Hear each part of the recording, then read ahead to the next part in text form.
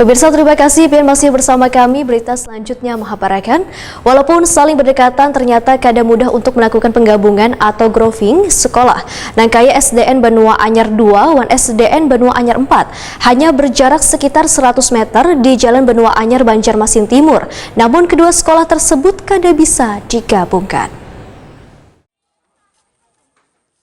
Walaupun saling berdekatan, ternyata kadang mudah untuk melakukan penggabungan atau grouping sekolah. Nangkaya SDN Benua Anyar 2 dan SDN Benua Anyar 4 hanya berjarak sekitar 100 meter di Jalan Benua Anyar, Banjarmasin Timur, namun kedua sekolah tersebut kada bisa digabungkan. Wakil Ketua Komisi 4 DPRD Banjarmasin Jainal Hakim Wahitakuni Primatipi di sela-sela kunjungan lapangan jelang tengah hari Sabtu 2 Oktober 2021 memandahkan bila melihat kondisi kedua sekolah ini tentunya menjadi PR bersama terkait dengan fasilitas pendidikan dasar.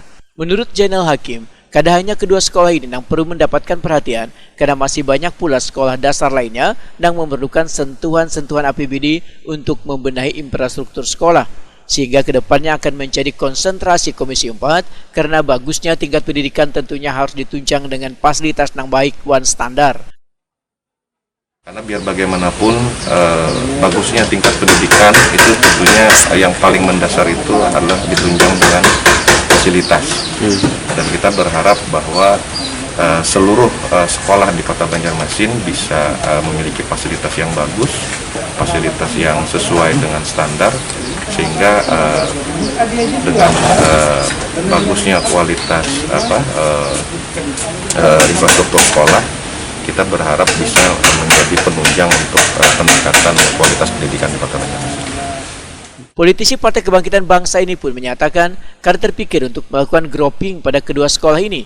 Namun Jainal Hakim mengakui bila kekurangan murid dalam satu sekolah lantaran kuitan siswa melihat ke fasilitas sekolah tersebut. Sehingga banyak yang bersekolah ke sekolah swasta lantaran fasilitasnya dinilai lebih menunjang dan baik.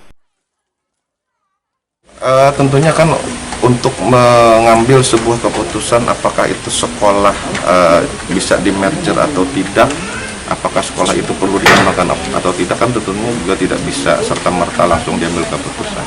Tentunya harus ada analisa-analisa yang memang sesuai dengan kaidah-kaidah keilmuan, dan ini nanti juga menjadi catatan kami di Komisi 4 dan akan terus kami tindak lanjuti bersama dengan Dinas Pendidikan sejauh mana kira-kira untuk pengembangan sekolah-sekolah di daerah Benua Anyar ini.